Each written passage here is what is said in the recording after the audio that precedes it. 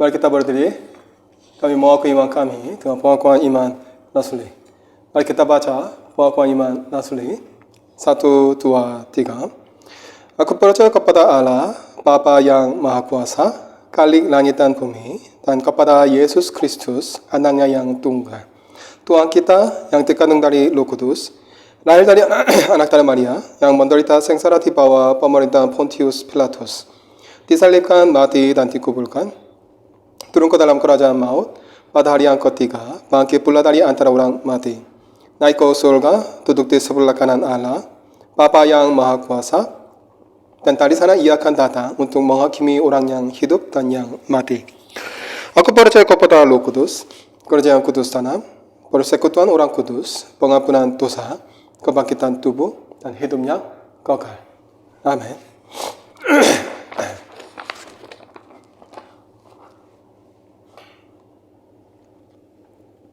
Who you ask me is my Jesus. Who you ask me is my Jesus, mourner's comforter is He.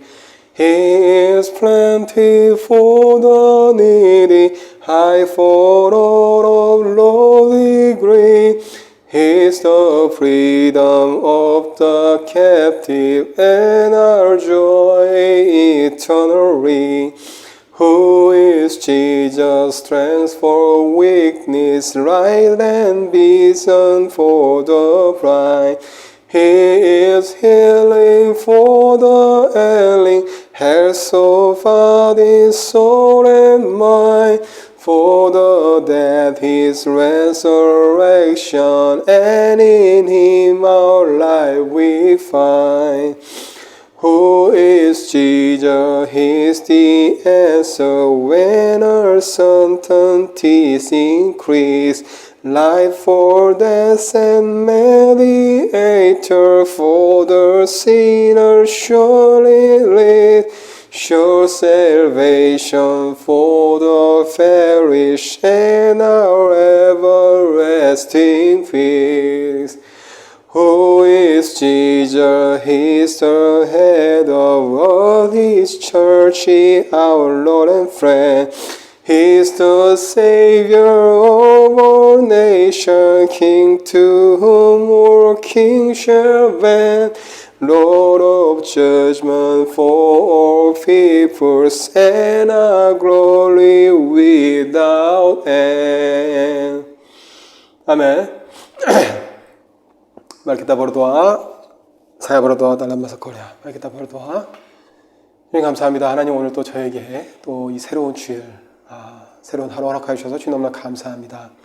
우리가 지난주에 함께 모여서 예배를 드렸고 오늘 또 저희가 온라인으로 예배를 드립니다. 아버지 저희가 함께 이렇게 모일 수 있도록 허락하여 주시면 주님 너무나 감사를 올려드립니다. 저희 예배를 기쁘게 받아주시길 원합니다. 이제 함께 우리 불렀던 아궁 미아나, 이브 요하나 헬다, 바파게레사 이브 유니커 엘소, 이브민 사랑 저까지 페브리카 지금 다 기억하여 주시옵소서. 함께하여 주시옵소서. 성령 충만함을 채우시옵소서. 제가 또 하나님의 말씀을 전할 때 저라도 오늘 치우치지 않고 담대하게 하나님 말씀 선포할 수 있도록 주여 붙들어 주시옵소서. 아버지 함께하여 주시옵소서. 아버지 감사합니다. 이 모든 말씀 살아계신 우리 주 예수 그리스도 이름으로 기도드립니다. 아멘.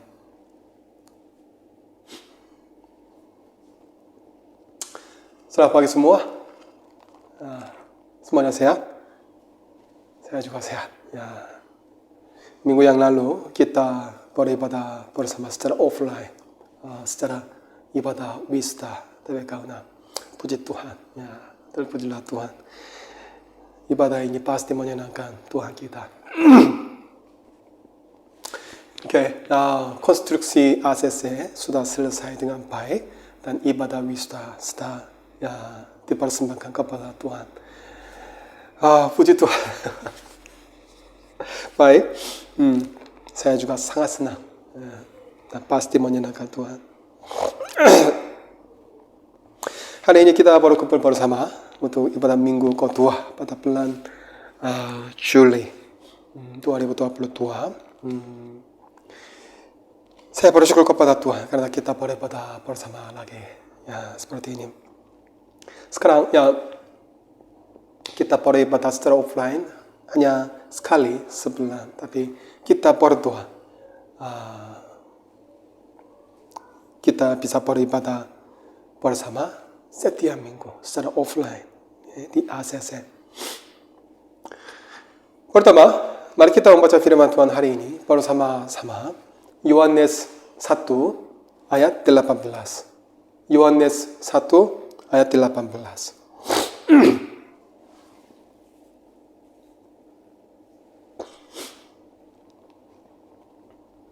자, mari kita baca bersama. 1, 2, 3. Tidak seorang pun yang pernah melihat Allah, tetapi anak tunggal Allah yang ada di pangkuan Bapa, dialah yang menyatakannya. Amin. Dalam mengkaji doktrin kelahiran dari perawan, kita mengalihkan perhatian kita kepada anak di Bethlehem. Kita mengklaim bahwa bayi ini adalah anak Allah yang kekal. Ini berarti bahwa kita harus melihat lebih dekat apa yang Alkitab katakan tentang orang ini yang datang ke dunia ini sebagai bayi, tumbuh sebagai anak laki-laki, dan memulai pelayanan pemerintahnya sebagai orang dewasa. Minta maaf. Sangatlah penting untuk mengklarifikasi doktrin yang satu ini. Alasannya sudah diberikan. Sebelum mencoba memahami apa yang Alkitab ajarkan tentang misteri besar ini, kita harus memeriksa bukti yang diberikannya untuk memungkinkan kita memahami dengan benar doktrin tentang pribadi Kristus. Sangat mudah untuk melihat bahwa Alkitab berbicara tentang dua fakta utama. Pertama, Alkitab menegaskan keilahian Yesus Kristus dalam banyak cara. Alkitab menegaskan dan mengajarkan keilahian Yesus Kristus, atau lebih tepatnya ketuhanan. Bukti untuk ini sangat luas dan akan membutuhkan banyak waktu untuk melihatnya. Beberapa judul harus ditinjau secara singkat di sini. Anda dapat perlahan-lahan melihat bukti dan meninjaunya sendiri. Saya hanya mencoba mengkategorikan bukti ini untuk membuat penelitian Anda sedikit lebih mudah. Bukti pertama adalah bahwa Yesus Kristus diberi nama ilahi yang khusus. Memang sekitar 16 nama diberikan kepada Yesus Kristus yang masing-masing dengan jelas menunjukkan keilahiannya. Beberapa dari mereka adalah Yesus Kristus digambarkan sebagai anak Allah 40 kali.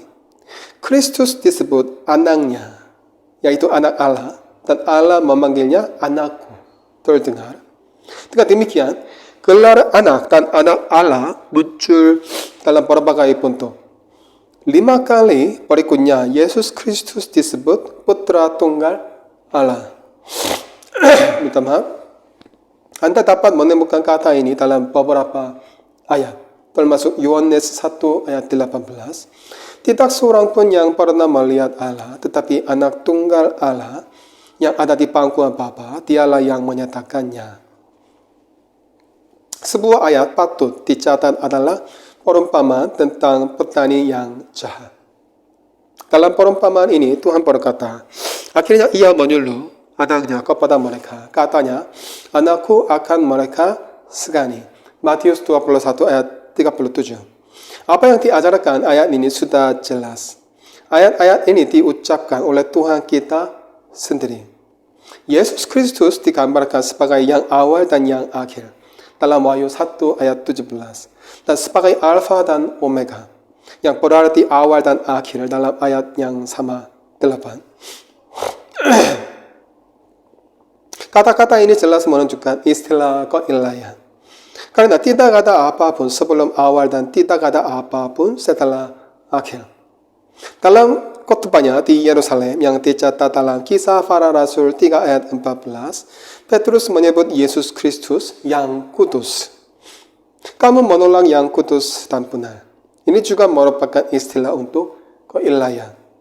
Pertimbangkan juga kata penting Tuhan yang digunakan ratusan kali dalam Perjanjian Baru untuk merujuk kepada Yesus Kristus. Kata ini sesuai dengan Yehowa dalam Perjanjian Lama. Seperti yang telah kita lihat, Yehowa adalah salah satu gelar tertinggi yang diberikan kepada Allah. Gelar lain yang digunakan untuk Kristus adalah Tuhan yang mulia. Kita dapat menemukan istilah ini dalam 1 Korintus 2 ayat 8. Kata-kata Paulus, seandainya aku tahu, aku tidak akan menyalibkan Tuhan yang mulia. Ini adalah gelar yang paling mulia. Yesus Kristus sebenarnya disebut Allah. Thomas berkata, Tuhanku dan Allahku. Yohanes 20 ayat 28. Matius 1 ayat 23 menggambarkan Kristus sebagai Immanuel. Maksudnya Allah beserta kita. Pernyataan yang paling mengejutkan adalah Titus 2 ayat 13. Di mana Tuhan kita disebut Allah yang maha besar dan juru selamat kita, Yesus Kristus. Demikian juga sebuah himne yang indah ditemukan dalam Roma 9 ayat 5. Ia adalah Allah yang harus dipuji sampai selama-lamanya. Begitu banyak nama telah dikaitkan dengan Yesus Kristus. Dan semua ini adalah nama-nama ilahi. Bukti kedua adalah fakta bahwa Alkitab mengaitkan atribut ilahi yang khusus dengan Yesus Kristus. Anda mungkin ingat bahwa ketika kita berurusan dengan doktrin Tuhan, kita sudah melihat sifat-sifat ilahi. Atribut-atribut ini sama-sama diatributkan kepada Tuhan kita. Mari kita ambil kemahakuasaan sebagai contoh. Ibrani 1 ayat 3 mengatakan bahwa Yesus Kristus adalah cahaya kemuliaan, Allah dan gambar wujud, Allah dan menopang segala yang ada dengan firman-Nya yang penuh kekuasaan. Mungkin tidak ada pernyataan yang lebih kuat dari ini. 1 Korintus 15 ayat 27 mengatakan bahwa segala sesuatu ada di bawah kakinya. Anda juga akan menemukan ayat-ayat lain diri Anda sendiri. Semua kemahatauan juga dikaitkan dengan Yesus Kristus. Matius 11 ayat 27 mengatakan, tidak seorang pun mengenal anak selain Bapa, dan tidak seorang pun mengenal Bapa selain anak, dan orang yang kepadanya anak itu berkenan menyatakannya. Dalam Yohanes 2 ayat 24 sampai 25, klaim yang sama dibuat dengan mengatakan bahwa dia sendiri tahu apa yang ada di dalam hati manusia. Tidak ada hal yang harus menjelaskan kepada Yesus Kristus. Kemahadilan juga dikaitkan dengan Yesus Kristus dengan cara yang sangat khusus. Dalam Matius 18 ayat 20 dikatakan, sebab di mana dua atau tiga orang berkumpul dalam namaku, di situ aku ada di tengah-tengah mereka. Dalam Matius 28 ayat 20, Yesus berkata, aku menyertai kamu senantiasa sampai kepada akhir zaman. Ada juga pernyataan yang sangat mengejutkan dalam Yohanes 3 ayat 13. Tidak ada seorang pun yang telah naik ke surga selain daripada dia yang telah turun dari surga, yaitu anak manusia. Dia yang telah turun dari surga, yaitu anak manusia. Kata-kata ini diucapkan oleh Yesus Kristus ketika dia berada di bumi. Rasul Paulus juga menulis bahwa Yesus Kristus yaitu kepenuhan Dia yang memenuhi semua dan segala sesuatu. Ini juga merupakan pernyataan yang sangat komprehensif. Kualitas ilahi Yesus Kristus lainnya adalah kekekalan. Pada mulanya adalah firman. Yohanes 1 ayat 1. Ada juga pembicaraan tentang kekekalannya. Yesus Kristus tidak berubah. Ibrani 13 ayat 8 mengatakan Yesus Kristus tetap sama baik kemarin maupun hari ini dan sampai selama-lamanya. Alkitab juga menjelaskan pra-eksistensi Yesus Kristus. Kolose 1 ayat 17 mengatakan ia ada terlebih dahulu dari segala sesuatu diciptakan oleh Dia dan untuk Dia. Dia berkata. Dalam Yohanes 17 ayat 5 Yesus berdoa, oleh sebab itu ya Bapa, permuliakanlah aku padamu sendiri dengan kemuliaan yang kumiliki di hadiratmu sebelum dunia ada. Dan juga dalam teks Agung Filipi 2 ayat 6, Paulus menegaskan bahwa Yesus adalah rupa Allah, Tuhan sebelum Dia berinkarnasi. Akhirnya pernyataan komprehensif lainnya tentang keilahian Yesus Kristus dalam Kolose 2 ayat 9 melangkum semuanya. Dalam ayat ini Paulus berkata, sebab dalam dialah berdiam secara jasmania seluruh kepenuhan kealahan. Selanjutnya sebagai bukti ketiga, mari kita lihat beberapa pelayanan ilahi yang dipegang dan dipenuhi oleh Yesus Kristus. Pertama-tama itu adalah ciptaan. Segala sesuatu dijadikan oleh Dia dan tanpa Dia tidak ada suatu pun yang telah jadi dari segala yang telah dijadikan. Yohanes 1 ayat 3. Hal yang sama dapat ditemukan dalam Kolose 1 ayat 16 dan Ibrani 1 ayat 10. Tidak hanya itu, Dia juga memelihara semua hal. Ibrani 1 ayat 3 mengatakan bahwa Yesus Kristus menegakkan segala sesuatu dengan firman-Nya yang penuh kuasa. Perhatikan juga bahwa Yesus Kristus tidak malu untuk menyatakan bahwa Ia memiliki kuasa untuk mengampuni dosa. Yesus berkata kepada orang lumpuh itu, dosamu sudah diampuni. Markus 2 ayat 5. Yesus juga berkata bahwa Ia memiliki kuasa untuk membangkitkan orang mati. Fakta ini disebutkan beberapa kali dalam Yohanes 6 ayat 39 sampai 44. Ia akan kubangkitkan pada akhir zaman. Rasul Paulus menegaskan bahwa Yesus Kristus juga memiliki kuasa untuk mengubah tubuh kita. Yang akan mengubah tubuh kita yang hina ini sehingga serupa dengan tubuhnya yang mulia menurut kuasanya. Filipi 3 ayat 21. Penghakiman juga dipercayakan kepada Yesus Kristus. Baca Yohanes 5 ayat 22 sampai 23. Bapa tidak menghakimi siapapun, melainkan telah menyerahkan penghakiman itu seluruhnya kepada anak. Rasul Paulus membuat klaim yang sama dalam kisah para rasul 17 ayat 31 dan 2 Timotius 4 ayat 1. Kristus Yesus yang akan menghakimi orang yang hidup dan yang mati.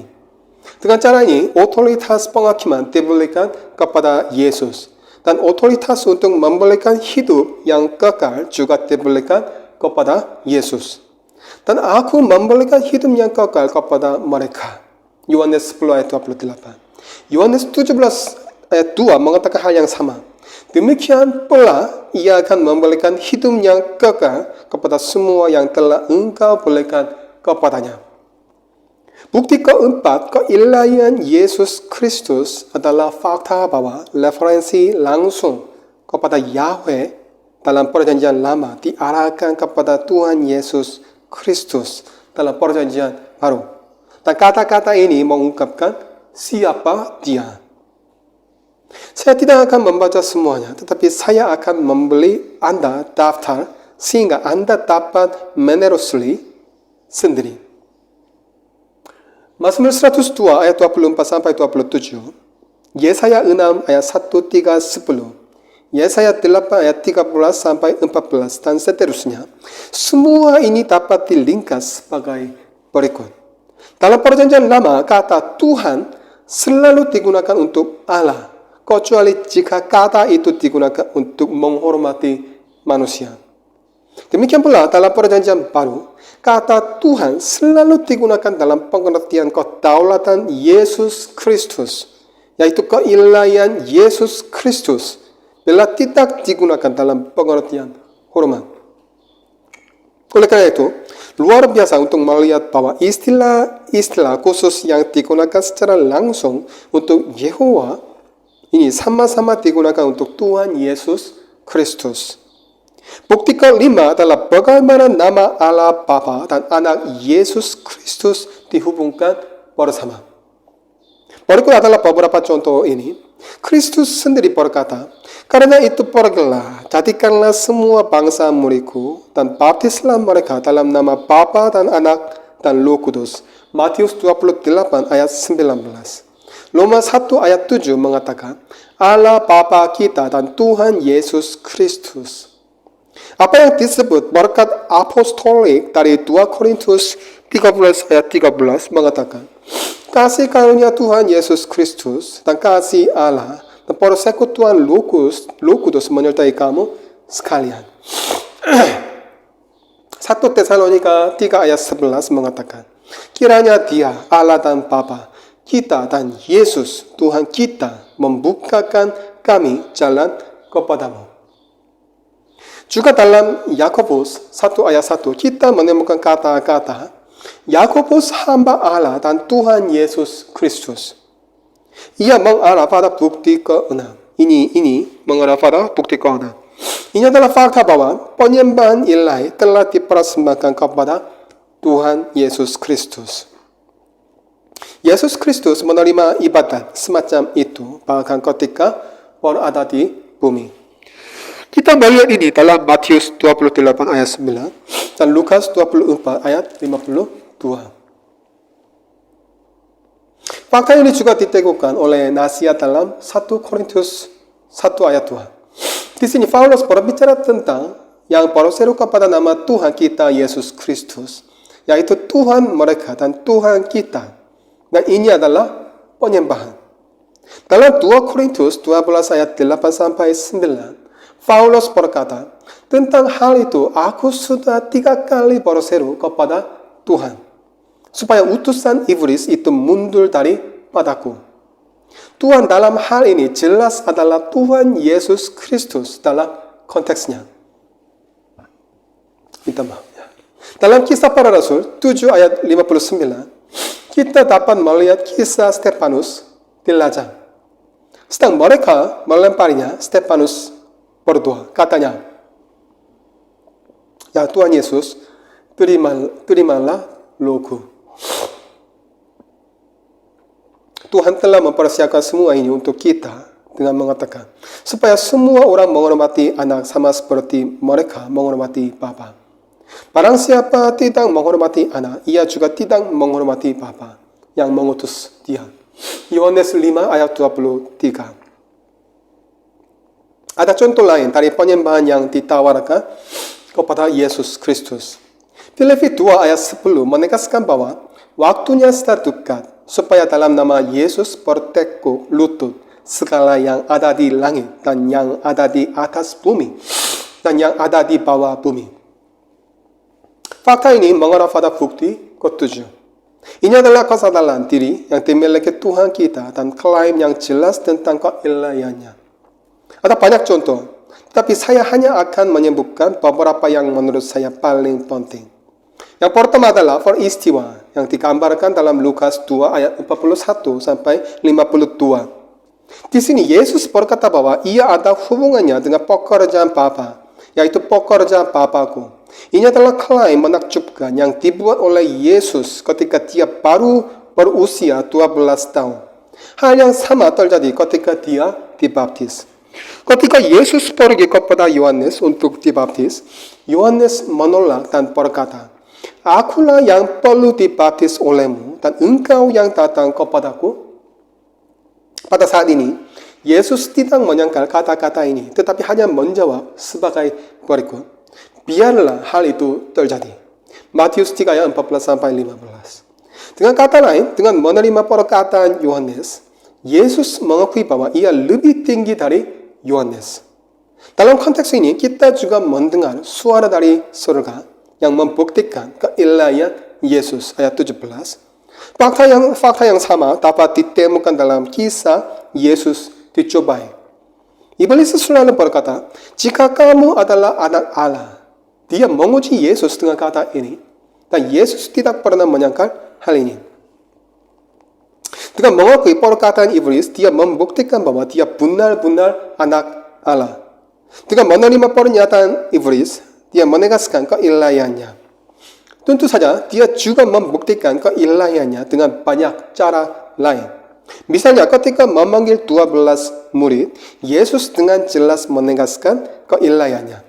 Dia juga menegaskan keunikannya ketika dia memberi mereka pesan untuk berkhotbah dan otoritas untuk mengusir iblis. Itu sama ketika dia berkata kepada orang-orang percaya, mereka akan mengusir setan-setan demi namaku. Markus 16 ayat 17. Yesus juga membuat klaim unik tentang keilahiannya dalam khotbah di bukit. Dia mengungkapkan keilahiannya dengan membandingkan kata-katanya dengan kamu telah mendengar yang difirmankan kepada nenek moyang kita. Matius 5 ayat 21, 27, dan 33. Juga Yohanes 8 ayat 58 dengan jelas menegaskan sesungguhnya sebelum Abraham jadi aku telah ada. Izinkan saya mengutip lagi dari Matius 11 ayat 27. Di mana Yesus sendiri mengklaim memiliki pengetahuan khusus tentang Bapa. Tetapi dalam banyak hal, teks Alkitabiah yang paling penting tentang subjek ini adalah Yohanes 14 sampai 17. Perlahan pelajari teks ini untuk melihat bagaimana Yesus menegaskan dan memahami keilahiannya yang unik. Bukti ke-8 adalah kelahiran perawan. Kelahiran perawan dan semua ajaran Alkitab tentang itu tentu saja adalah bukti keilahian Yesus. Dan sebagai puncak dari semua ini, Rasul Paulus mengajarkan dalam Roma 1 ayat 4 bahwa kebangkitannya lah yang secara meyakinkan, membuktikan dan menyatakan bahwa Tuhan Yesus Kristus adalah anak Allah. Dan menurut Roh Kekudusan dinyatakan oleh kebangkitannya dari antara orang mati bahwa ia adalah anak Allah yang berkuasa, Tuhan Yesus Kristus Tuhan kita. Sejauh ini kita telah melihat bukti Alkitabiah yang penting tentang keilahian Yesus Kristus. Seperti yang saya katakan, buktinya sangat luas. Minta maaf. Kami hanya memberikan gambaran umum tentang bukti ini. Mengelompokkannya ke dalam beberapa kategori. Sekarang mari kita beralih ke argumen penting kedua. Dan kita harus melihat bahwa Alkitab mengajarkan dengan jelas tentang kemanusiaan Yesus Kristus. Kita tidak dapat sampai pada doktrin yang benar tentang siapa Yesus Kristus itu tanpa sekali lagi dengan hati-hati memeriksa bukti yang disediakan Alkitab untuk kemanusiaan Yesus. Bukti pertama adalah kelahiran perawan dan semua argumen yang terkait dengannya yang telah kita lihat. Bahwa tubuh Yesus bukanlah ilusi, tetapi benar-benar mengasumsikan sifat manusia. Bahwa Yesus memang anak perawan Maria. Bahwa ia mengambil tubuh yang nyata, bukan hanya bentuk dan lain-lain, adalah bukti pertama kami. Bukti kedua juga dapat ditemukan dalam nama-nama tersebut. Perhatikan misalnya 1 Timotius 2 ayat 5. Karena Allah itu Esa, dan Esa pula dia yang menjadi pengantara antara Allah dan manusia, yaitu manusia Kristus Yesus. Yesus digambarkan sebagai manusia. Membaca Injil selalu membuat Anda menyadari betapa seringnya Yesus menggunakan kata anak manusia untuk menggambarkan dirinya. Istilah ini telah digunakan lebih dari 80 kali. Faktor adalah istilah yang sangat khusus dan memiliki arti yang besar. Pada poin ini, saya hanya akan menekankan fakta bahwa Yesus digambarkan sebagai anak manusia. Ini jelas merupakan tanda kemanusiaan Yesus.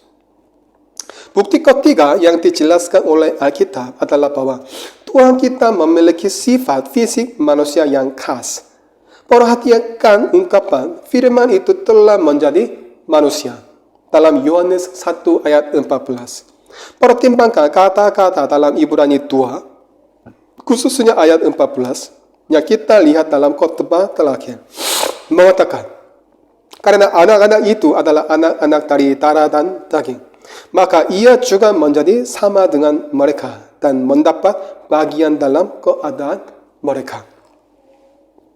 Bukti lain yang sangat mencolok adalah bahwa Tuhan kita tampaknya terlihat benar-benar manusia. Tak hanya itu, ada bukti yang membuktikan bahwa ia berpenampilan seperti orang Yahudi pada umumnya.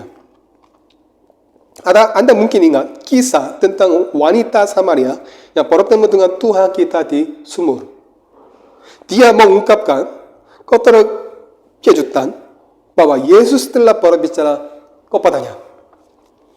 Masakan engkau seorang Yahudi minta minum kepadaku seorang Samaria?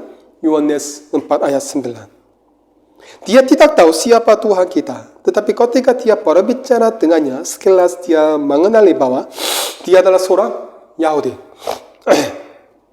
Alkitab mengajarkan bahwa setelah kebangkitan Yesus Kristus, ia masih memiliki tubuh manusia.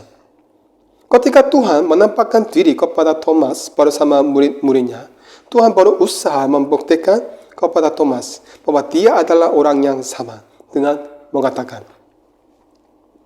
Kemudian ia berkata kepada Thomas, taruhlah jarimu di sini dan lihatlah tanganku, ulurkanlah tanganmu dan cucukkan ke dalam lambungku, dan jangan engkau tidak percaya lagi, melainkan percayalah. Yohanes 20 ayat 27. Lukas 24 ayat 39 membuat pernyataan yang jauh lebih spesifik. Tuhan kita memberitahu murid-muridnya bahwa dia bukan loh, dan atas dasar itu dia berkata, lihatlah tanganku dan kakiku, aku sendirilah ini, lawalah aku dan lihatlah, karena hantu tidak ada daging dan tulangnya, seperti yang kamu lihat ada padaku. Oleh karena itu, Tuhan kita memiliki tubuh manusia yang sejati bahkan setelah kebangkitannya. Bukan hanya itu, ada bukti bahwa Alkitab mengajarkan bahwa Tuhan kita masih memiliki tubuh manusia dalam kemuliaan. Kisah para Rasul 7 ayat 55 sampai 56 mencatat bahwa Stefanus melihat anak manusia dalam kemuliaan. Apa yang Stefanus lihat adalah Tuhan, anak manusia. Tuhan kita masih anak manusia, dan kita dapat mengenali Tuhan sebagai anak manusia. Paulus juga mengatakan dalam Filipi 3 ayat 21, yang akan mengubah tubuh kita yang hina ini, sehingga serupa dengan tubuhnya yang mulia, menurut kuasanya yang dapat menaklukkan segala sesuatu kepada dirinya. Tubuhnya yang mulia adalah tubuh kemuliaan yang sama. Ayat ini adalah pernyataan yang paling penting dan merupakan bukti yang luar biasa. Bukti keempat adalah bahwa Yesus Kristus mengalami pertumbuhan dan perkembangan sama seperti kita semua. Anak itu bertambah besar dan menjadi kuat, penuh hikmat dan kasih karunia Allah ada padanya. Lukas 2 ayat 40. Ibrani 2 ayat 10 juga menyerangkan pertumbuhan dan perkembangan dengan mengatakan, sebab memang sesuai dengan keadaan Allah yang baginya dan olehnya segala sesuatu dijadikan, yaitu Allah yang membawa banyak orang kepada kemuliaan, juga menyempurnakan Yesus yang memimpin mereka kepada keselamatan dengan penderitaan. Minta maaf. Ibrani 5 ayat 8 lebih spesifik. Dan sekalipun ia adalah anak, ia telah belajar menjadi taat dari apa yang telah dideritanya. Bukti kelima, kemanusiaan Yesus Kristus adalah kenyataan bahwa dia memiliki keterbatasan pengetahuan tertentu ketika dia berada di bumi. Sebuah contoh dapat dilihat dalam kasus pohon ara yang tidak berbuah dalam Markus 11 ayat 13. Tuhan kita pergi ke pohon itu mengharapkannya untuk menghasilkan buah. Dia tidak tahu bahwa pohon itu tidak berbuah. Juga ada kata yang paling penting dalam Markus 13 ayat 32. Tetapi tentang hari atau saat itu, tidak seorang pun yang tahu. Malaikat-malaikat di surga tidak, dan anak pun tidak, hanya Bapa saja. Tuhan telah menjelaskan bahwa dia tidak tahu waktu yang tepat dari hari yang akan datang ini. Bukan hanya para malaikat, tetapi bahkan Tuhan kita tidak tahu. Hanya Allah Bapa. Dalam khotbah berikutnya, kita akan melihat betapa pentingnya pernyataan tentang kemanusiaan dan keilahian Tuhan kita ketika kita berurusan dengan doktrin ketuhanan. Untuk saat ini, saya hanya ingin menyajikan bukti dari doktrin itu, yaitu bahan dari mana doktrin itu terbentuk. Bukti ke-6 adalah bahwa Yesus Kristus menderita keterbatasan fisik. Sekali lagi, melihat kasus wanita Samaria dalam Yohanes 4, tercatat bahwa Tuhan rela. Karena rela secara fisik, ia duduk di tepi sumur dan tidak pergi bersama murid-muridnya untuk mencari makanan. Karena Tuhan haus, dia berkata di kayu salib, aku haus. Yohanes 19 ayat 28. Tuhan menanggung penderitaan fisik. Minta maaf. Di taman Getsemani dia gelisah dan berkeringat seperti tetesan darah. Yang terpenting dari semuanya, Tuhan kita sebenarnya secara harfiah telah mati. Fakta bahwa dia menderita keterbatasan fisik, kematian adalah bukti konklusif kemanusiaan Tuhan kita. Bukti ketujuh adalah bahwa Yesus dicobai. Selain catatan Injil tentang pencobaan di padang gurun, Ibrani 2 ayat 18 mencatat fakta ini. Juga, Ibrani 4 ayat 15 secara khusus mengungkapkannya sebagai berikut. Sebab imam besar yang kita punya bukanlah imam besar yang tidak dapat turut merasakan kelemahan kita. Sebaliknya, semua dengan kita, ia telah dicobai, hanya tidak berbuat dosa. Bukti ke-8 adalah fakta bahwa Yesus perlu berdoa. Ini adalah topik yang sangat penting. Lihatlah seberapa sering Tuhan kita berdoa dan tanyakan pada diri sendiri mengapa. Mengapa dia berdoa sepanjang malam sebelum memilih murid-muridnya? Yesus berdoa terus-menerus. Saat terakhir mendekat, dia pergi ke taman Getsemani untuk berdoa dan meminta 3 muridnya untuk berdoa bersama untuknya.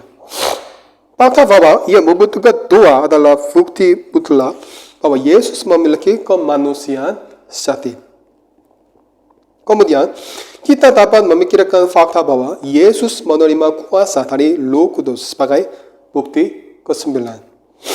Meskipun ia adalah anak Allah yang kekal, Yesus harus menerima kuasa. Dengarkan Petrus dalam Kisah Para Rasul 10 ayat 38. Yaitu tentang Yesus dari Nazaret, bagaimana Allah mengurapi dia dengan Roh Kudus dan kuat kuasa. Dia yang berjalan berkeliling sambil berbuat baik dan menyembuhkan semua orang yang dikuasai iblis, sebab Allah menyertai dia. Minta maaf. Allah mengurapi Yesus dengan Roh Kudus dan kuasa. Ini adalah salah satu makna dari peristiwa di mana Yesus dibaptis dan Roh Kudus turun ke atasnya. Perhatikan juga kata-kata Yohanes Pembaptis yang dicatat dalam Yohanes 3 ayat 14. Allah memberikan Roh Kudus tanpa batas. Yesus dipenuhi dengan Roh Kudus. Bukti ke-10 adalah fakta bahwa Yesus menyebut Allah, Allahku. Dalam Yohanes 20 ayat 17 tertulis, kata Yesus kepadanya, janganlah engkau memegang aku, sebab aku belum pergi kepada Bapa, tapi pergilah kepada saudara-saudaraku. Dan katakanlah kepada mereka, bahwa sekarang aku akan pergi kepada Bapaku dan Bapamu, kepada Allahku dan Allahmu. Anda juga dapat menemukan klaim yang sangat komprehensif bahwa Yesus benar-benar manusia dalam segala hal. Ini adalah bukti ke-11. Ibrani 2 ayat 17 mengatakan, itulah sebabnya maka dalam segala hal ia harus disamakan dengan saudara-saudaranya, supaya ia menjadi imam besar yang menaruh belas kasihan dan yang setia kepada Allah untuk mendamaikan dosa seluruh bangsa. Ayat ini sangat penting. Jadi kita akan melihatnya lagi nanti. Untuk saat ini, izinkan saya hanya mengatakan bahwa ayat ini menegaskan bahwa Yesus dibuat seperti saudara-saudaranya dalam segala hal. Kita tidak boleh lupa bahwa Yesus tidak berdosa, tetapi tubuh, jiwa, dan rohnya adalah manusia. Yesus berkata, lalu katanya kepada mereka, hatiku sangat sedih, seperti mau mati rasanya. Tinggallah di sini dan berjaga-jagalah dengan aku. Matius 26 ayat 38. Dia benar-benar manusia dalam segala hal. Akhirnya harus ditekankan bahwa Alkitab selalu mengatakan bahwa Yesus benar-benar manusia. Tetapi pada saat yang sama tidak berdosa. Kita melihat bahwa malaikat telah memberitahu Maria tentang hal ini. Malaikat itu berkata, jawab, malaikat itu kepadanya, Roh Kudus akan turun atasmu dan kuasa Allah yang maha tinggi akan menaungi engkau. Sebab itu, anak yang akan kau lahirkan itu akan disebut Kudus, anak Allah. Lukas 1 ayat 35. Ini adalah klaim pertama tentang ketidakberdosaan Yesus. Tuhan kita juga menantang orang untuk membuktikan dosanya. Siapakah di antaramu yang membuktikan bahwa aku berbuat dosa? Apabila aku mengatakan kebenaran, mengapakah kamu tidak percaya kepadaku? Yohanes 8 ayat 46. Mari kita perhatikan beberapa argumen penting yang disajikan dalam surat ini. Ambil contoh pernyataan klasik Paulus yang dicatat dalam 2 Korintus 5 ayat 21. Dia yang tidak mengenal dosa telah dibuatnya menjadi dosa karena kita, supaya dalam dia kita dibenarkan oleh Allah. Ada juga pernyataan dari Ibrani 4 ayat 15 yang telah saya kutip. Sebab iman besar yang kita punya bukanlah iman besar yang tidak dapat turut merasakan kelemahan kita. Sebaliknya sama dengan kita, ia telah dicobai, hanya tidak berbuat dosa. Dalam Ibrani 9 ayat 14, kita melihat kata-kata betapa lebihnya dari Kristus yang oleh Roh yang kekal telah mempersembahkan dirinya sendiri kepada Allah sebagai persembahan yang tak bercacat, tanpa celah dan tanpa dosa. Itu adalah korban penghapus dosa dan sempurna yang menggenapi tip perjanjian lama. Dalam 1 Petrus 2 ayat 22, Petrus berkata tentang Yesus, ia tidak berbuat dosa dan tipu tidak ada dalam mulutnya. Dan klaim yang sama dibuat dalam 1 Yohanes 3 ayat 5. Dan kamu tahu bahwa ia telah menyatakan dirinya supaya ia menghapus segala dosa, dan di dalam dia tidak ada dosa. Ada bagian-bagian lain yang dengan hati-hati mengatakan bahwa Yesus Kristus datang dengan jalan mengutus anaknya sendiri dalam daging, yang serupa dengan daging, yang dikuasai dosa karena dosa. Roma 8 ayat 3. Ayat ini menunjukkan betapa pentingnya untuk percaya bahwa Alkitab adalah catatan yang sepenuhnya diilhami dan pentingnya setiap kata. Yesus Kristus tidak datang dalam daging yang berdosa. Paulus mengatakan ini dengan sengaja. Saya pikir kalimat berikut ini paling tepat mengungkapkan apa yang Paulus coba katakan. Alkitab menegaskan bahwa Yesus Kristus benar-benar menjadi manusia, tetapi tidak pernah mengatakan bahwa dia adalah makhluk duniawi. Ini adalah fakta yang sangat penting. Karena nafsu duniawi bukan bagian esensial dari kemanusiaan. Ketika Adam pertama kali diciptakan sempurna, dia adalah seorang manusia tetapi tidak duniawi. Nafsu duniawi adalah hasil dari dosa. Itulah sebabnya Alkitab tidak pernah mengatakan bahwa Kristus adalah duniawi. Di sini sekali lagi kita melihat betapa pentingnya menyusun doktrin dengan benar, kronologis dan logis. Karena kita tahu bahwa Tuhan kita mengambil kemanusiaan darinya melalui tindakan Roh Kudus atas dirinya. Dia benar-benar manusia namun tanpa dosa. Saya percaya bahwa tidak seorang pun akan merasa kesulitan karena fakta bahwa Yesus diuji. Karena dicobai bukan berarti Yesus cacat. Tentu saja jika Yesus tidak menjadi manusia, dia tidak mungkin dicobai. Apabila seorang dicobai, janganlah ia berkata, pencobaan ini datang dari Allah. Sebab Allah tidak dapat dicobai oleh yang jahat. Dan ia sendiri tidak mencobai siapapun. Yakobus 1 ayat 13. Minta maaf. Oleh karena itu, fakta bahwa Tuhan dicobai membuktikan bahwa sifatnya memang manusia. Jadi kami menegaskan bahwa Tuhan kami dicobai, tetapi tanpa dosa. Kita dapat melangkah lebih jauh dan mengatakan bahwa Yesus Kristus bahkan tidak terpengaruh oleh kejatuhan. Anda mungkin ingat kutipan terkenal yang saya kutip ketika kita membahas masalah dosa. Tuhan kita bukan saja tidak dapat berbuat dosa, tetapi juga tidak mungkin untuk berbuat dosa. Itulah perbedaan mendasar antara Kristus dan Adam. Dengan kata lain, ini adalah perbedaan antara Adam pertama dan Adam kedua. Adam pertama adalah sempurna, dia tidak berbuat dosa, tapi itu mungkin untuk berbuat dosa.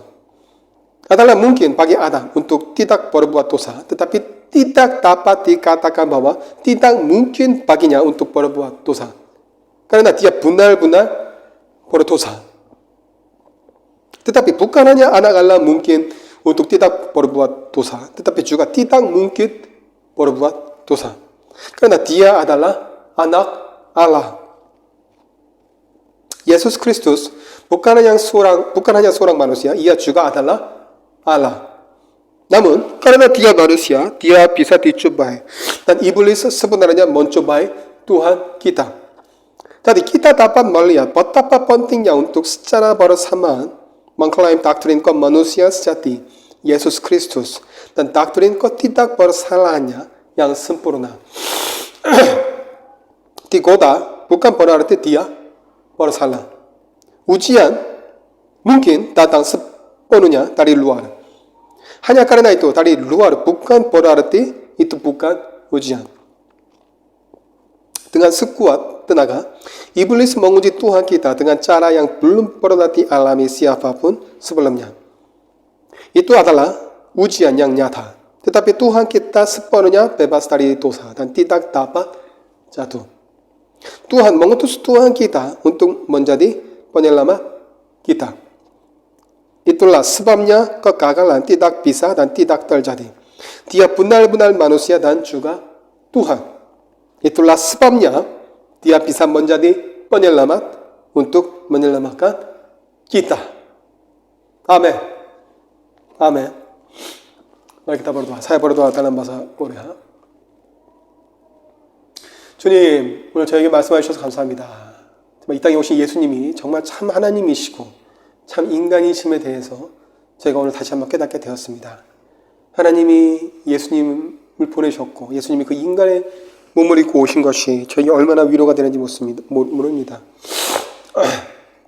인간의 연약한 본성들을 그대로 가지고 오셔서 그 모든 일들을 감당하시고 그 육체의 고난과 어려움들을 다 감당하시고 십자가의 고난까지 감당하신 주님 감사합니다. 주님의 그 높고 위대하신 사랑에 감사드립니다. 이제 저희가 주님을 따릅니다.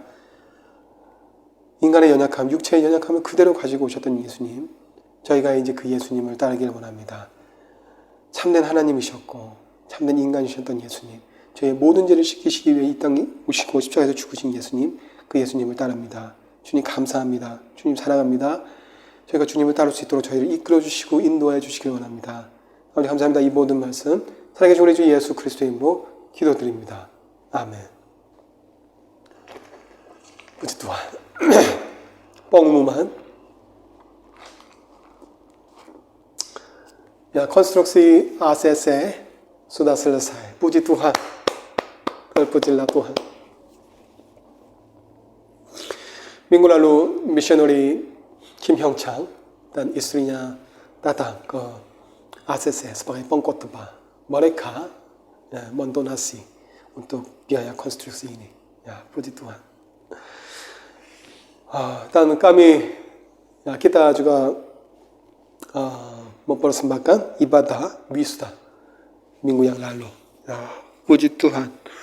5 siswa, Ibu Ratna Agung, Liana, Evrika, dan Priska, mereka sudah menyelesaikan semua kursus di TBK. Dan mereka akan menjadi guru di KBKD. Ya. Nama lengkapnya kursus bahasa Korea di Depok. Okay.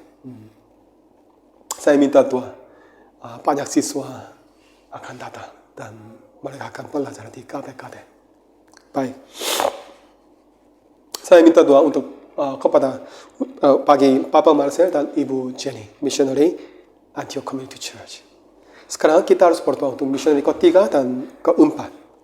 visi misi Antioch Community Church adalah kita akan kirim 100 missionary ke wilayah Sunda dan kita akan membangun 100 gereja di wilayah Sunda. Amin. Haleluya. Oke. Puji Tuhan, yayasan sudah lengkap. Dan kami kita menunggu untuk mendapat izin operasional untuk kursus bahasa Korea di Depok. Oke. Saya minta doa untuk proses ini. Ini penting. Waktu perlindungan dan waktu doa. Kita harus membaca Alkitab setiap hari. Dan kita harus berdoa setiap hari. Baik. Dan saya juga minta doa untuk sekolah minggu. Oke, sekolah minggu. Semuanya akan dilakukan melalui bahasa Inggris. Oke. Saya minta doa untuk semua hal ini. Oke. Puji Tuhan. Itu cukup. Kemudian doa Bapa kami. Okay? Kita harus berdoa dengan doa Bapa kami setiap hari. Baik. Mari kita berdoa dengan doa Bapa kami. 1, 2, 3. Karena itu berdoalah demikian. Bapa kami yang di surga, dikuduskanlah namamu, datanglah kerajaanmu, jadilah kehendakmu di bumi seperti di surga. Berikanlah kami pada hari ini makanan kami yang secukupnya, dan ampunilah kami akan kesalahan kami, seperti kami juga mengampuni orang yang bersalah kepada kami. Dan janganlah membawa kami ke dalam pencobaan, tetapi lepaskanlah kami daripada yang jahat. Karena Engkaulah yang mempunyai kerajaan dan kuasa dan kemuliaan sampai selama-lamanya. Amin.